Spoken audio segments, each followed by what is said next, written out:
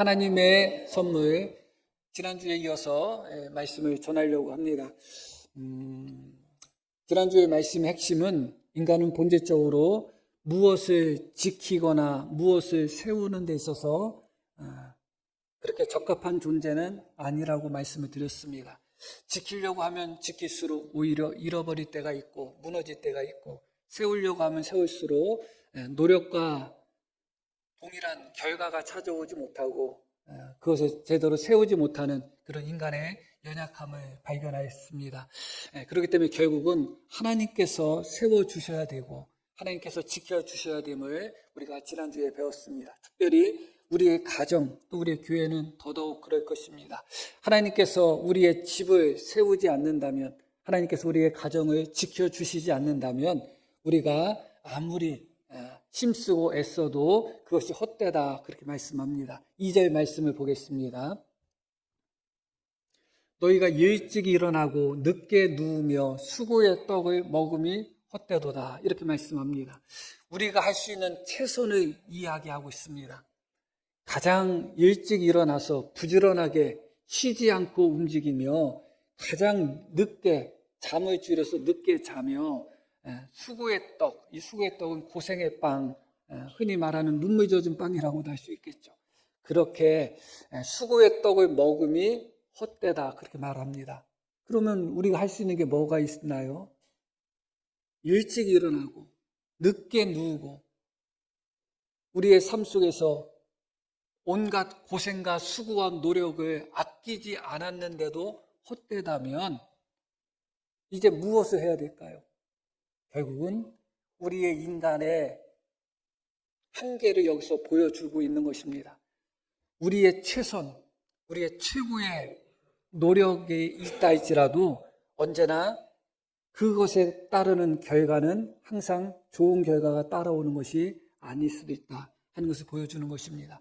그렇기 때문에 여호와께서 함께하지 아니하신다면, 여호와께서 세우지 않는다면, 여호와께서 지켜주시지 않는다면 우리가 아무리 일찍 일어나고 아무리 늦게 누우며 아무리 고생의 빵을 먹는다 할지라도 그 모든 고생들, 그 모든 노력들이 헛되다, 그렇게 말합니다. 그래서 결론적으로 지난주에 이렇게 말씀이 주어졌습니다. 그러므로 여호와께서 그의 사랑하시는 자에게는 잠을 주시는도다.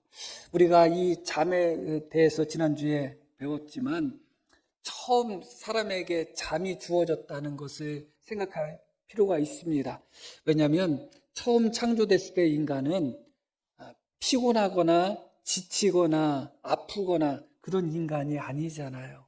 죄가 없는 상태였기 때문에 어떤 일을 한다고 할 때 지금처럼 고생스러운 그런 일들이 아닙니다. 우리가 어떤 일을 하면 피곤하고 힘들고 또 아무 일도 안 해도 아침에 일어나서 하루만 지나고 나면 저녁 때쯤 피곤하고 힘들어서 잠을 자야 되지만, 그러나 처음 창조되었을 때 인간은 피곤을 풀기 위한, 몸을 회복하기 위한 의미에서의 잠이 아니었다는 것을 기억할 필요가 있습니다. 하나님이 처음 인간에게 잠을 주신 목적은 너희 몸이 고단하니까, 너희 몸이 피곤하니까, 너희 몸이 회복돼야 되니까 자라, 그런 의미가 아니었다, 그것입니다.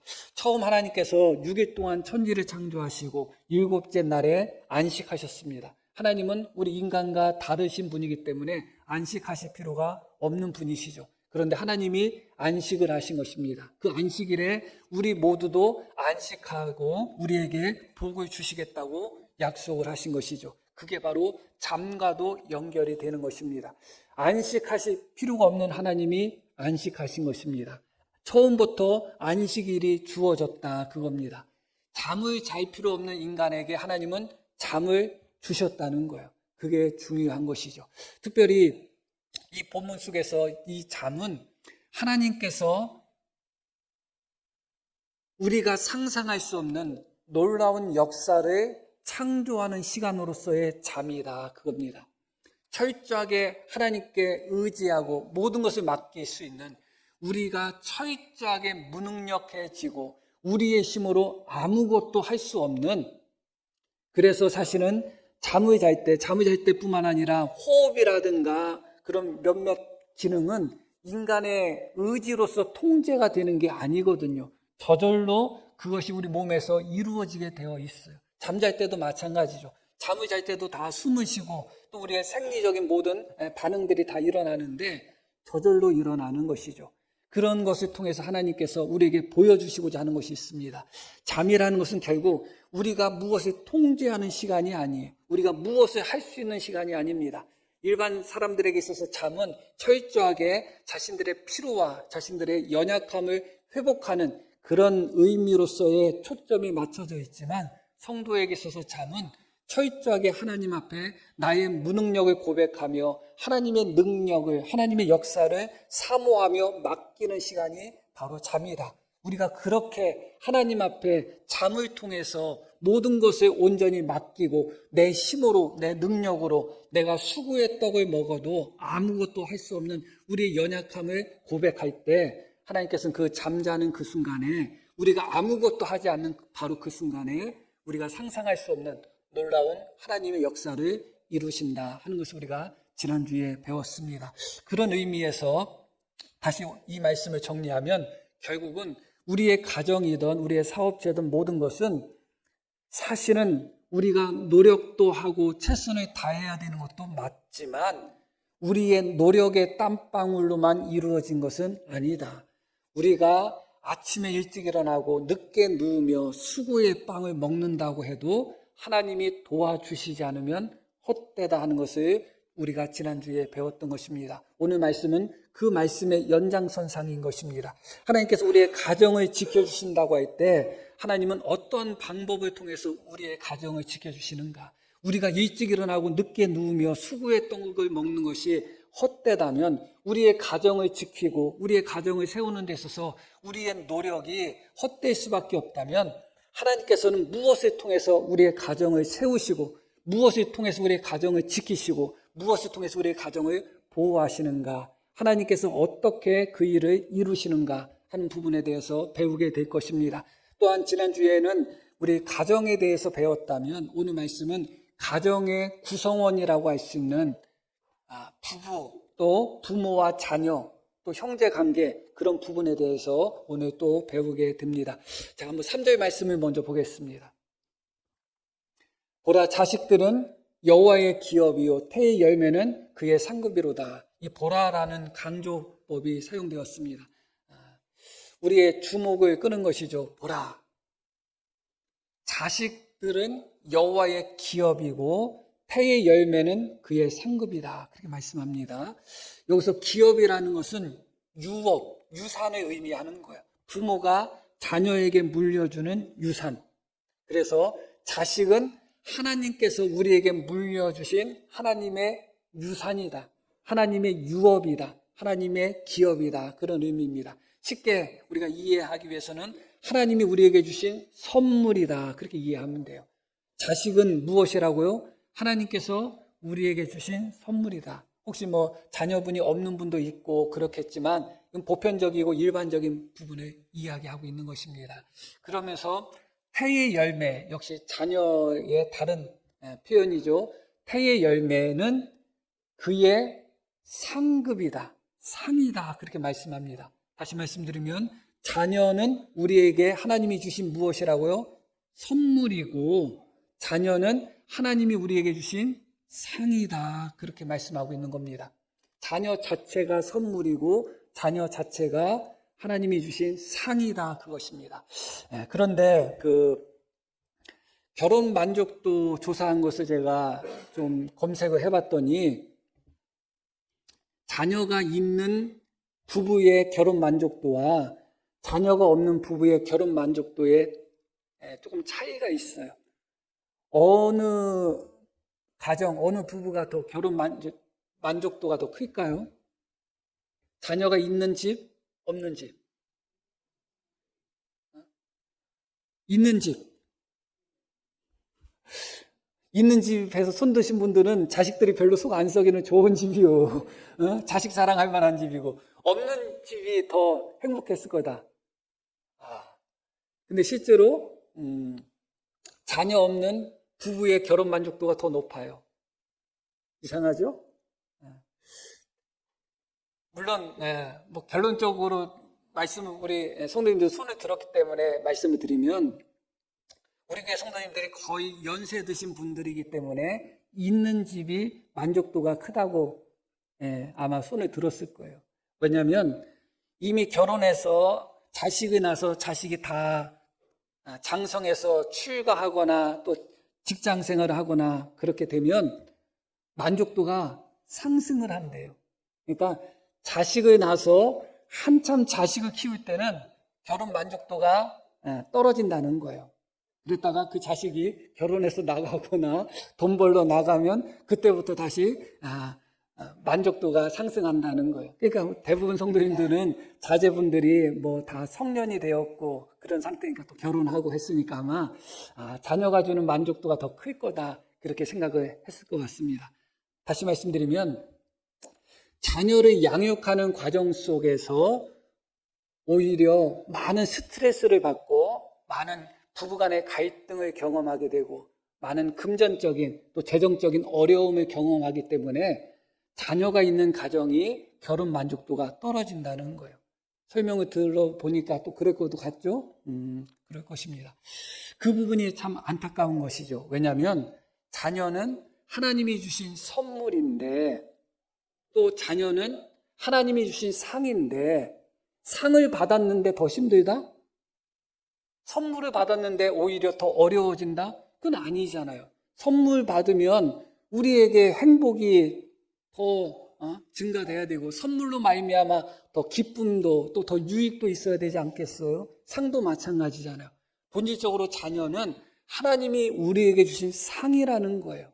그리고 하나님이 우리에게 주신 선물이라는 것입니다. 그런데 많은 가정에서 자녀를 양육하는 과정 속에서 그 자녀를 선물로 경험하지 못하고 그 자녀를 하나님이 주신 상급으로 경험하지 못하고 그래서 자녀들로 말미암아 더 부부 만족도가 올라가고 결혼 만족도가 올라가고 행복 지수가 더 올라가는 것이 아니라 더 스트레스 지수가 올라가고 더 결혼 만족도가 떨어지는 그런 일들을 경험하고 있다. 왜 그럴까를 오늘 먼저 한번 살펴보려고 하는 것입니다. 자, 한번 4절 말씀 한번 보겠습니다. 젊은 자의 자식은 장사의 수중의 화살 같으니 이렇게 말씀이 나옵니다. 젊은 자의 자식은 전사, 장사, 군인의 손에 있는 무엇과 같다고요? 화살과 같다 그렇게 말씀합니다. 여기서 자식을 뭐 칼과 같다, 뭐 창과 같다, 뭐 방패와 같다 뭐 여러 가지로 사용할 수 있는 단어들이 많아요. 전쟁 무기를 예를 든다고 해서 한다면 전쟁 무기를 예를 들지 않고 다른 것을 예를 든다면 더 많겠죠. 그런데 여기서 자식을 전쟁 무기로 예를 들면서 그 중에 장사의 수중 손에 들려있는 화살과 같다 그렇게 이야기합니다. 화살은 활에다가 장전해가지고 어떤 목표물에다가 쏘아서 보내는 것이 화살이죠. 그게 바로 자녀의 정체성이라는 것입니다. 자, 부모에게 있어서 자녀는 손에 들려있는 화살과 같다는 거예요. 그럼 이 화살을 어떻게 해야 될까요? 화살을 끝까지 들고 있어야 될까요? 아니면 쏴서 보내야 될까요? 쏴서 보내야 되겠죠. 그러면 어디로 보내야 되겠어요? 그게 중요한 거죠. 부모의 역할은 손에 들려있는 화살과 같은 자녀를 그 화살을 어떤 목표를 향하여 쏘는 것이 부모의 역할이다 그것입니다. 그런데 그 목표가 중요한 거예요. 그 목표가. 자녀는 하나님이 우리에게 주신 기업이라는 거예요. 원래 하나님 거라는 거예요. 하나님이 우리에게 선물로 주시고 유산으로서 하나님 우리에게 맡겨주셨다는 거예요. 유산이라는 것은 흘려보내라는 거거든요. 또 그 자손들에게 또 이어가도록 하라는 의미가 거기에 담겨 있습니다. 그렇기 때문에 자녀는 우리에게 하나님이 맡겨주신 선물이라 할지라도 우리 손에 들려있는 화살과 같은 그 자녀를 쏘는 데 있어서 그 목표 지점은 우리가 원하는 목표에 쏴서는 안 된다는 거예요. 그러나 대부분 사람들은 자녀를 활로서 비유할 때 어디로 쏘려고 하느냐? 내가 쏘고 싶은 대로 쏘려고 하는 거예요. 내가 원하는 목표, 내가 원하는 목적으로 쏘려고 하는 거예요. 너는 의사가 돼야 돼. 그게 이제 화살로서 내가 쏘려고 하는 거예요. 너무나 높은 곳으로 쏠려고 하고 있고 너무나 먼 곳으로 쏠려고 하다 보니까 자녀 양육하는 데 있어서 돈도 많이 들고 스트레스도 많이 받고 힘도 많이 드는 거예요. 당연하죠. 높고 먼 곳으로 쏠려고 하면 어떻게 해야 돼요? 화살을 적게 당겨야 돼요? 아니면 그 활시를 깊게 당겨야 돼요? 깊게 당겨야 돼요. 힘들 수밖에 없죠. 그 탄력이, 장력이 크면 클수록 힘들 수밖에 없습니다. 제가 아는 어떤 목사님이 계신데, 뭐 자제분들도 다 공부를 다 잘해가지고 서울에 잘 나가는 학교 다 나오고, 그래서 저만 보면 맨날 자제분 자랑했던 분이 있어요. 그래서 삼성전자 다니니 지금은 하이닉스 때문에 삼성전자가 좀 배가 아픈가 본데 여하튼 그래서 돈도 많이 번다는 거예요. 그런데 맨날 돈 없다고 한다는 거예요. 애들 학원비로 애들 한 명, 두 명이 있는데 하나에 한 300만 원씩 든다는 거예요. 어린아이들인데 막 영어 유치원 보내고 막 이렇게 하면 한 300만 원씩 든대요.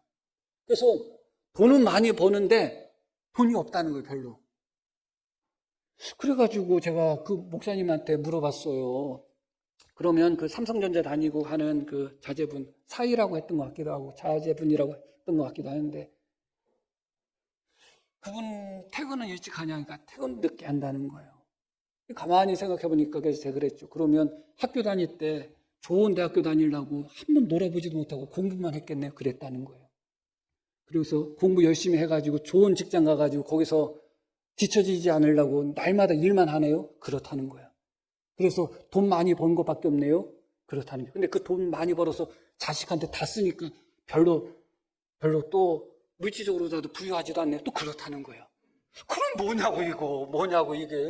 어렸을 때부터 계속 공부만 하다가 좋은 대학 가가지고 또 좋은 직장에 취직하려고 계속 공부만 하다가 좋은 직장 들어가서도 거기서 뒤처지지 않으려고 계속 공부만 하다가 자식들도 뒤처지면 안 되니까 열심히 공부만 시키고 그러다 보니까 그 집 어린아이들이 어렸을 때부터 학원을 최소한 네다섯 개 이상 다니고 학원비로만 사교육비로만 한 앞에 한 300만 원 이상 쓰고 그러면 그 아이들은 행복할까요? 안 행복하죠. 당연히 행복하지 않습니다. 나중에 물론 잘 자라서 사회에 큰 기둥 같은 역할을 하고 그러는 아이들도 분명히 그 중에 나오기는 하겠죠. 그런데 이 모든 일들이 왜 일어나는가? 내가 목표를 정해버리는 거예요. 내가 자녀를 쏘고자 하는 목표를 정하고 그 목표를 아주 높게 정하는 거예요. 내가 하지 못한 거 자식을 통해서 이루려고 하는 거예요. 너는 명문대학 아니면 안 돼. 명문대학교 가야 돼. 너는 의사가 돼야 돼. 너는 꼭 성공해야 돼. 친구들 함부로 만나면 안 돼. 아무나 사귀면 안 돼. 친구 만날 시간이 어딨어. 공부할 시간도 없는데. 이러면서 자녀들을 계속 당겨버리죠. 그런 과정 속에서 자녀들에게 돈도 많이 들어가고 자기 자신도 이런저런 신경도 쓰다 보니까 스트레스도 많이 쌓이는 거예요. 아무도 행복한 사람이 없는 거예요. 아무도 행복하지 않아요. 그런데 말씀드렸듯이 화살을 쏘는 사람은 부모가 화살을 쏘는 것입니다. 그러나 부모가 화살을 쏜다고 해서 그 표적지, 목표를 부모가 정하는 것은 아닙니다. 그게 바로 여호와의 주신 기업의 의미인 거예요. 하나님이 원하시는 것, 하나님이 이 자녀를 통해서 이루시고자 하는 하나님의 뜻을 찾으셔야 되는 것입니다. 그곳을 향해서 화살을 겨누어야 되는 것인데 우리는 어떤가요? 자녀를 양육할 때 그 아이가 예배 한번 빠진 것은 별로 속상하지 않은데 성적 떨어진 것은 많이 속상할 때가 있잖아요. 언제나 그 아이들에게 하나님 잘 믿어야 된다. 예수님 잘 믿어야 된다. 또 주님을 위해서 하나님을 위해서 너의 삶을 살아야 된다. 그렇게 가르치는 경우가 얼마나 있나요? 대부분 너 공부 열심히 해야 돼. 너 사회 가서 등신같이 안 살려면 너 공부 열심히 해야 돼. 너 엄마 아빠를 위해서 그러는 거야. 다 너를 위해서 그러는 거야. 하면서 오히려 아이들에게 세상의 기준, 세상의 가치 그것을 향하여 아이들을 쏘고자 하는 것이 우리의 모습이 아닌가. 그러다 보니까 당연히 하나님이 주신 선물과 같은 그런 존재고 하나님이 주신 상급과 같은 존재인데 그 아이를 양육하는 과정 속에서 많은 스트레스와 많은 갈등과 많은 금전적인 어려움을 경험하면서 오히려 자녀로 인해서 행복감이 올라가는 것이 아니라 자녀로 인해서 행복감이 떨어지는, 행복 수치가 떨어지고 행복 지수가 떨어지는 그런 것을 경험하고 있다는 것입니다. 그것은 우리의 부족함인 거예요. 자녀가 우리의 자녀라 할지라도 내가 원하는 방향으로 쏴서는 안 됩니다. 하나님 앞에 우리는 순종하는 자로서의 화살을 들고 있는 자이지 내가 쏘고 싶은 대로 쏴서는 안 됩니다. 엄마 아빠가 못 배웠으니까 너는 많이 배워야 돼. 물론 자식이 많이 배우면 좋겠죠. 엄마 아빠가 가난하게 사니까 너는 부자로 살아야 돼. 물론 자식이 부자로 살면 좋을 수도 있겠죠.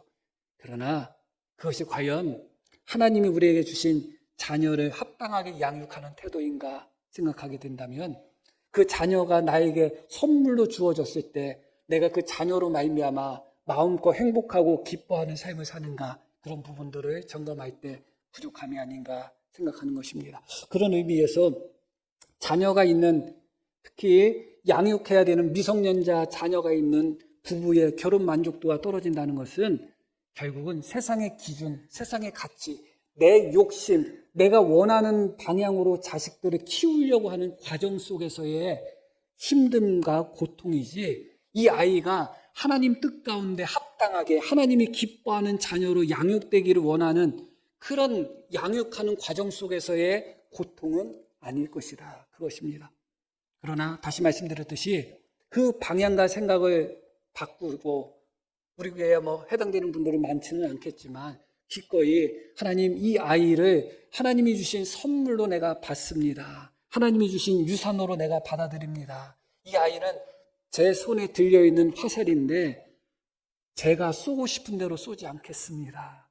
내가 원하는 방향으로 이 아이를 내 욕심대로 이 아이를 키우지 않겠습니다.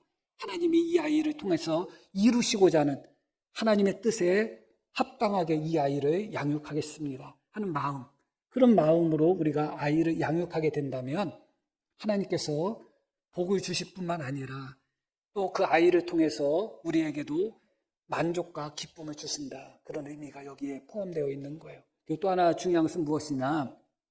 말씀드렸듯이 내 욕심, 내 뜻대로 자녀를 키우다 보니까 너무 많이 잡아당길 때가 있고 너무 적게 잡아당길 때가 있는 거예요. 그러다 보니까 서로가 힘들고 어려움을 경험하게 됩니다. 그러나 또 한 경우가 있어요. 그것은 무엇이냐? 결국은 자녀는 화살입니다. 화살이기 때문에 쏴서 떠나보내야 돼요.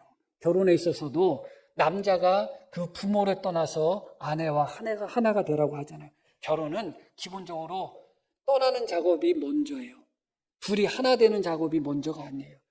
그 부모를 떠나지 않으면 여자가 친정 부모를 떠나지 않고 남자가 자기 엄마 아버지를 떠나지 않고는 결국 하나 될 수가 없어요. 결혼해서도 여전히 친정에 매여 있는 사람이 있고 결혼해서 나도 여전히 본가에 매여 있는 사람이 있어요. 결혼해서 나왔는데 몸은 나왔지만 마음이 나와 있지 않아요. 그러면 하나가 되지 못해요. 그래서 결혼의 핵심은 둘이 하나가 되는 것인데 전제는 떠나는 것이 전제가 돼야 돼요. 부모를 떠나는 것이 전제가 되는 것입니다. 자녀는 그렇게 양육하는 거예요. 결국은 왜 양육하는가? 내가 그만큼 공들였으니 내가 노년에 이 아이한테 어떤 이익이라도 얻고 유익이라도 얻고 어떤 도움이라도 얻어야 되겠다. 그런 욕심으로 아이를 끼고 살려고 양육하는 게 아니에요. 결국은 손에 있는 화살은 쏘기 위해서 그 화살을 들고 있는 거거든요. 그러나 간혹 가다가 끝까지 그 화살을 쏘지 않고 움켜쥐고 있는 분들이 있어요. 그러다 보면 당연히 그곳에서 오는 행복과 만족감이 사라질 수밖에 없는 겁니다. 어느 순간부터 그것이 고통이 될 수밖에 없어요. 서로 간의 관계가 고통스럽습니다. 아이 때나 부모 자식 간이 하하호호 웃지 아이들이 조금 크고 생각이 조금 있고 시작하면 부모 자식 간에 같이 살아봤자 갈등이 더 많을 때가 훨씬 더 많아요. 그래서 하나님이 원하는 방향으로 우리가 쏠 때, 자녀를 쏠 때, 그때 결국은 하나님이 우리에게 주신 자녀가 선물이 되고 기업이 되고 유업이 된다. 그런 의미입니다. 그리고 또 한 가지를 한번 살펴보려고 합니다. 자, 4절 말씀을 한번 또 볼게요. 젊은 자의 자식은 장사의 수중에 화살과 같으니, 이어지는 말씀. 이것이 그의 화살통에 가득한 자는 복되도다. 그들이 성문에서 그들의 원수와 담판할 때의 수치를 당하지 아니하리로다. 이것은 무엇을 말하고 있는가? 그 자식은 장사의 손에 있는, 또 장사의 화살통에 있는 무엇과 같다고요? 화살과 같다. 무기죠. 전쟁 무기예요. 나를 보호하는 무기입니다. 나의 원수, 나를 해하고자 하는 자를 대적하는 무기가 되는 거예요. 그것처럼 이것이 그의 화살통에 가득한 자는, 자녀들이 있는 자는 복되다. 왜 복되냐면 그들이 성문에서, 나중에 나이 들어서 성문에서 그들의 원수와 담판할 때에 수치를 당하지 아니하리로다. 이것은 다시 말씀드리면 그 자녀가 늙은 부모의 보호막이 된다는 거예요. 늙은 부모의 변호자가 되고 보호자가 된다. 그것입니다. 그렇기 때문에 4절 말씀 한번 다시 볼게요. 젊은 자의 자식은 이렇게 나옵니다. 젊은 자의 자식이라는 것은 젊었을 때 낳은 자식이에요. 그런데 지금은 대부분 결혼을 늦게 하잖아요. 늦게 하고 자식을 늦게 낳아요. 그러다 보니까 이 생애 주기가 맞지 않아요. 젊어서 자식을 낳으면 그 부모가 서서히 늙어가면서 자식이 서서히 성장하면서 딱 이것이 잘 맞아떨어져요. 그래서 부모가 늙어서 누군가의 도움이 필요할 때쯤에는 자식이 이미 성인이 되어서 자리를 잡아가지고 부모의 보호자 역할을 할 수 있단 말이죠. 그런데 늦게 결혼해서 늦게 자식을 낳으면 부모가 60, 70이 됐는데도 애들이 초등학교 다니고 있고 중학교 다니고 있는 거예요. 그러다 보니까 이제 부모가 나이를 먹어서 누군가의 도움을 받아야 되는 위치로 서서히 변해가는데 아직도 자녀들이 어린 거예요.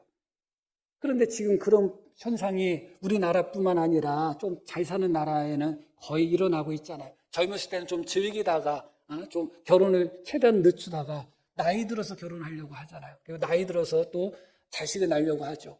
제가 가장 후회하는 것 중에 하나가 무엇이냐. 신학은 일찍 했는데 결혼을 늦게 했다는 거예요. 그 결혼을 늦게 해서 아이를 늦게 낳았다는 거죠. 34살에 낳았으니까. 제 동기나 친구 목사님 중에서는 자식들이 30살 넘은 사람들이 많아요. 일찍 결혼해가지고, 전도사 때부터 결혼해가지고 자식을 낳은 거예요. 그런데 그분들은 지금 노래 부르면서 인생을 살더라고요. 근데 저는 가만히 보니까 다행인지 불행인지 셋째까지 낳았으면 어땠을지 모르겠는데 이제 둘째도 이제 18살이니까 가만히 보니까 한 70 가까이 될 때까지 대학 공부시키고 졸업시키고 둘째로 그렇게 하면 거의 그렇게 될 것 같다 하는 생각이 드는 거예요. 삶이 맞아떨어지지가 않아요. 생애 주기가 맞아떨어지지가 않아요. 다시 말씀드리면 이 말씀의 핵심은 무엇이냐? 사실은 자식은 부모에게 있어서 선물이고 실제로 보호자는 부모가 자식의 보호자가 아니라는 거예요. 자식은 부모에게 선물과 같은 존재고 정말 보호자는 자식이 부모를 보호하는 보호자라는 거예요. 가정을 지키는 보호자는 아침에 일찍 일어나고 수고의 떡을 먹는 부모가 아니라 하나님이 선물로 준 그 자식이 사실은 그 가정을, 그 아버지를, 그 어머니를 보호하는 보호자의 역할을 감당한다. 그런 의미예요. 하나님께서 우리의 가정을 지키는 것이 바로 우리가 지킨다고 생각을 했지만 사실은 아무런 힘이 없어 보이는 그 어린아이, 태의 열매를 우리에게 선물로 주시고 그 아이를 통해서 우리 가정을 지킨다는 겁니다. 실제로 제가 그 신학했을 때 얘기를 잠깐 드렸는데 일찍 신학을 하시고 일찍 결혼한 그 목사님들, 그때는 다 전도사죠. 그러면서 이제 공부하냐고 이제 일주일 주중에는 이제 집에 있지 않고 기숙사 생활을 하고 주말에 이제 집에 오고 그러면 신혼 때에 사모님이 혼자 집에 있다는 거예요. 교회에 혼자 사택에 혼자 있는 거죠. 그러면 그렇게 힘들고 무섭다는 거예요. 신랑은 학교 가고 기숙사 가고 자기 혼자 있으니까 대부분 시골 교회고 그러니까 그런데 아기를 낳아가지고 아기가 옆에 누워 있으니까 그때부터 안 무섭다라는 거예요. 든든하더라는 거예요. 실제로 그런 경험 해보셨을 거예요. 아니, 아기가 뭐 하는데 그 아기가 옆에 있다고 해서 왜 더 든든해지고 왜 불안함이 없을까요? 그런데 그렇다는 거예요. 그리고 결혼 만족도에 대해서 제가 말씀을 드렸는데 또 하나의 조사가 있어요. 그것은 무엇이냐? 이혼율이에요. 이혼율. 결혼해서 자식이 있는 부부의 이혼율과 자식이 없는 부부의 이혼율이 중에 어떤 부부의 이혼율이 크겠어요? 결혼 만족도는 더 큰데 이혼율이 더 높다는 거예요. 자식이 있는 부부는 결혼 만족도는 떨어지는데 이혼율이 낮아요. 여러 가지로 해석할 수 있는 부분이 있고 그 부분을 제가 다 말씀드리려고 하는 건 아니에요. 중요한 것은 무엇이냐? 이혼율이 낮다는 것은 가정이 지켜진다는 거예요? 깨진다는 거예요? 지켜진다는 거죠. 그 아이가 우리 가정을 지킨다는 거예요. 아이가 없으면 이혼할 가정도 아이 때문에 가정을 지키는 경우가 많아요. 물론 가정을 지킨다는 것이 항상 행복한 것은 아닐 수도 있어요. 그러나 시각과 시선을 달리할 필요가 있다. 내가 내 가정을 지키는 것처럼 생각이 들었는데 알고 봤더니 하나님이 주신 선물과 같은 존재인 어린아이들, 나의 자녀들이 아무것도 아닌 것 같은데도 그 자녀들이 우리의 가정을 지키고 있는 그런 역할을 하고 있다는 거예요. 그 자녀들이 자라면 어떻게 된다고요? 그 부모가 수치를 당하지 않도록 그 부모의 보호자가 된다는 거예요. 가만히 생각해 보니까 그렇구나. 내가 자녀를 기르고 양육하고 내가 보호한 것처럼 보였지만 사실은 그 자녀는 하나님이 주신 선물이었구나. 오히려 그 자녀가 장성함으로 말미암아 그 자녀가 나의 보호자가 되는구나 하는 것을 생각하게 되는 것이죠. 그리고 그 자녀는 말씀드렸듯이 태의 열매입니다. 태는 자기 여인의 뱃속에 있는 거니까 아무도 모르죠. 그런데 어느 순간에 그 안에 씨가 심겨지고 나도 모르는 사이에 입덧 몇 번 하고 신랑 몇 번 갈구고 먹고 싶은 거 몇 번 먹다 보니까 배가 점점 나오면서 아이가 나오는 거예요. 그게 태의 열매잖아요. 물론 많이 고생을 하죠. 정말 배에 한 생명을 데리고 다닌다는 것이 너무 고생이고, 그리고 임신성 당뇨라는 게 있죠. 왜 임신성 당뇨가 왜 생기는가? 있는 분도 있고 없는 분도 있지만 그것도 다 하나님의 섭리라고 할 수가 있는데, 임신하게 되면 내가 영향을 많이 받아들여야 돼요? 아니면 아이에게 영향을 많이 보내야 돼요? 아이에게 영향을 많이 보내야 돼요. 그런데 우리 몸의 혈관 속에 포도당이 떠다니는데 당뇨는 무엇이냐? 우리 몸에 필요한 근육이나 세포들이 우리 혈관에 있는 포도당을 사용하지 못해서 혈관에 포도당이 남아도는 상태가 당뇨예요. 그런데 임신성 당뇨가 왜 생기느냐? 포도당에 떠다니는 그 영양 성분이죠. 에너지, 포도당을 내가 다 흡수해버리면 자식한테 갈 영향이 없는 거예요. 그래서 이 생리적으로 임신을 하게 되면 그 포도당을 내 몸에서 거부를 한다는 거예요. 왜 거부하느냐? 자식 먹이려고 거부한다는 거예요. 그게 이제 임신성 당뇨라는 거예요. 어떻게 보면 이 모성애 자체는 하나님이 주신 본능이라고 할 수가 있겠죠. 우리 몸 자체도 내 안에 있는 자식을 살리기 위해서 내 혈관에 있는 포도당을 내가 사용 안 하려고 하는 거예요. 내 몸 자체도. 그렇다면 당연히 부모로서 자식을 양육하다 보면 먹을 게 하나밖에 없으면 내 입에 집어넣지 않고 자식의 입에 집어넣는 것이 부모의 기본적인 그런 모성애라고 할 수가 있겠죠. 그러나 그러지 않은 부모들이 요즘은 훨씬 더 많으니까 문제지만, 여하튼 다른 쪽으로 말씀이 왔는데, 내 안에 태 안에 아이가 자라는 것, 어떻게 자라는지 우리는 알 수가 없습니다. 그 아이는 그렇게 자라는 것이죠. 그렇게 선물같이 주어진 아이가 오히려 나와 우리 가정을 지키는 존재가 되고, 그렇게 선물같이 자란 그 아이가 나중에 장성해서 우리의 보호자가 된다는 거예요. 그래서 결국은 그 가정을 지키는 핵심은 부모가 가정을 지키는 것처럼 보이지만 하나님이 선물로 준 자녀를 통해서 하나님이 우리의 가정을 지켜주신다. 그렇게 말씀하고 있습니다. 결론적으로 말씀을 드릴게요. 부모에게 있어서 자녀는 선물과 같은 존재라고 했잖아요. 실제로 아이들을 보면 너무너무 좋잖아요. 강아지, 고양이도 이쁜데 지 새끼는 얼마나 이쁘겠어요. 정말 이쁘잖아요. 이쁘죠. 아이들 사람만 만져보면 참 좋잖아요.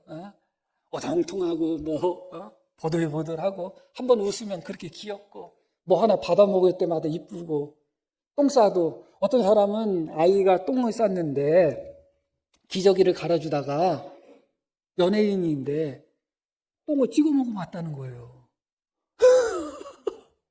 참, 그 얘기는 무슨 얘기예요? 자녀 사랑은 그 자체가 본능적이라는 거예요. 그리고 자녀 사랑은 보상성이 있다는 거예요. 많은 부모들이 내가 너를 위해서 어떻게 했는데 하면서 자녀들한테 요구하는 부모들이 있어요. 물론 그럴 수도 있겠다는 생각이 듭니다. 그러나 그래서는 안 돼요. 이미 자녀 자체가 부모에게는 선물이라는 거예요. 그 아이가 한번 웃어준 거, 그 아이가 나한테 처음으로 엄마, 처음으로 아빠 해준 거, 얼마나 이쁘면 똥까지 찍어 먹겠어요. 자녀 자체가 이미 선물이에요. 그런데 그 선물을 향해서 내가 너를 어떻게 키웠는데 네가 나한테 이렇게 할 수 있냐 저렇게 할 수 있냐 하면서 자식한테 엄청난 것을 요구하는 부모들이 생각보다 있다고 합니다. 유튜브 영상을 하나 봤는데 어떤 사람이 월급이 240인가 그렇다는 거예요. 그런데 이것저것 다 띄고 나면 190을 띄어서 220이라고 하나요. 220이고 다 띄고 나면 190이고 30밖에 안 남는데 부모는 30 가지고 생활을 하는데 왜 엄마 아빠 용돈 안 주냐, 엄마 아빠한테 왜 잘못하냐 맨날 닥달한다는 거예요. 못 살겠다는 거예요. 30만 원 가지고 사는데 너를 어떻게 키웠는데 이놈 새끼야 막 그렇게 한다는 거예요. 근데 실제로 그런 부모들이 있나 봐요. 그리고 또 한 부모의 사연을 또 봤는데 그것도 자식의 사연이죠. 날마다 그렇게 요구한다는 거예요. 그러면서 자기도 어렵게 살고 있는데 엄마 아빠 생일, 결혼기념일, 추석, 명절 하다 보면 10번이 넘어간다는 거예요. 챙겨야 될 날이. 그런데 너무 힘들다는 거예요. 그런데 바로 어버이날 얼마 전에 엄마가 스타일러를 산다고 해가지고 240만 원짜리 스타일러를 사는데 200만 원을 줬대요. 딸이. 그리고 엄마가 40만 원을 보태서 스타일러를 샀대요. 그래서 어버이날 며칠 전에 그렇게 했으니까 그냥 어버이날 선물로 그걸로 하면 되겠다 했더니 너 왜 어버이날인데 입 싹 닫고 있냐고 연락이 왔다는 거예요. 그러면서 내가 이번 달에 스타일러 사면서 40만 원을 써가지고 허리가 쉰다고 그러더라는 거예요. 그래서 그 문자를 읽는 순간 나는 200만 원을 줬는데 그 외에도 엄마 아빠를 위해서 많이 사줬는데 자기들 쓸 전자제품을 240만 원짜리 사면서 자기는 40만 원 보태놓고 내 허리 쉰다. 그러면서 그러니까 가끔가다 연예인 중에 부모와 인연을 끊는 사람들이 있죠. 그게 왜 그럴까요? 내가 너를 얼마나 희생하고 헌신하고 내가 키웠는지 아느냐 하면서 자기 자신이 피해의식을 갖고 있고 크게 헌신하고 손해봤다고 생각하는 거예요.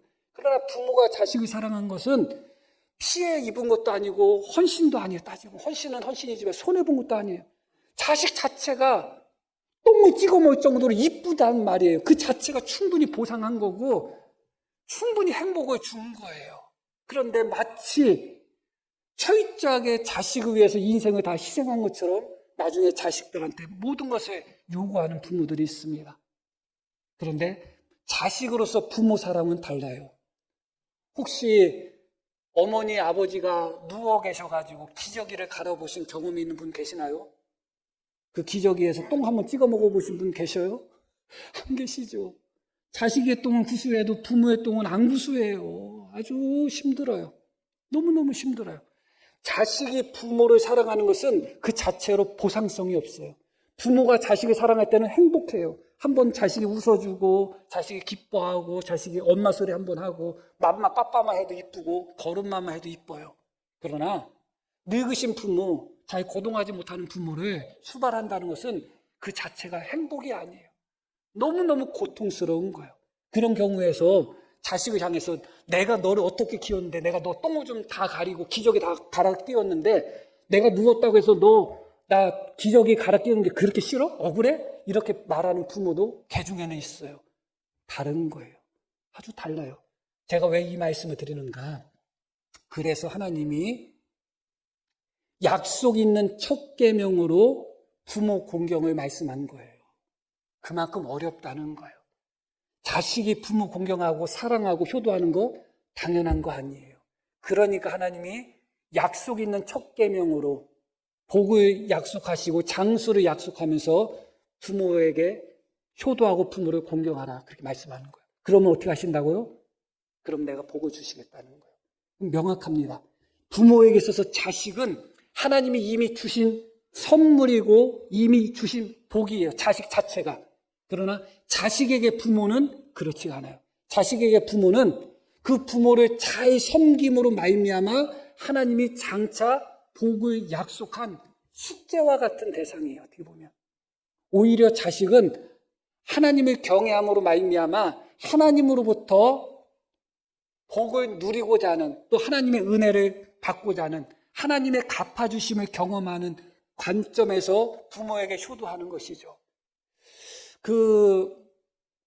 실제로 어떤 분들이 그런 후회하는 것을 제가 많이 봤는데, 유산을 미리 다 나누어 줬더니 이놈들이 늙어가지고서 찾아오지도 않고 외면한다 그래요.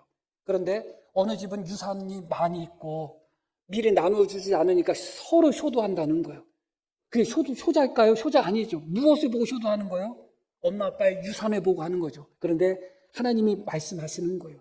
내가 너희에게 유산을 주겠다는 거예요. 너희 부모가 아무것도 가진 게 없다 할지라도, 너희 부모가 늙어서 힘없고 보잘것이 없다 할지라도, 부모에게 투자해봤자 아무것도 돌아오는 것이 없다 할지라도 내가 너에게 갚아주겠다. 그렇게 말씀하고 있는 것입니다. 그런 의미에서 부모가 자식을 사랑하는 것은 본능적이지만, 그 보상성이 있지만, 자식이 부모를 향한 공경과 효도는 그 자체가 기쁨일 수는 없어요.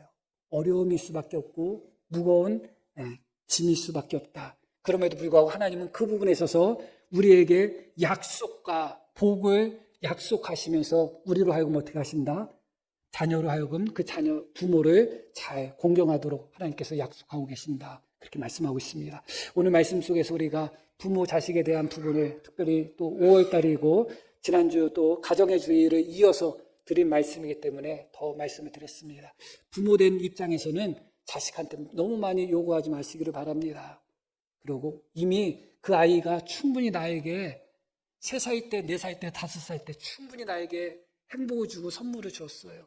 그리고 자식 입장에서는 부모에게 받을 게 하나도 없다고 해서 부모에게 소홀히 하지 마시기를 바랍니다. 하나님이 갚아주신다고 하니까 하나님을 바라보시고 늙으신 부모의 보호자로서 그렇게 믿음의 길을 걸어갈 수 있는 또한 그런 자녀들이 다 되기를 축복합니다. 기도합니다. 우리 함께 들으신 말씀 기억하며 기도하겠습니다.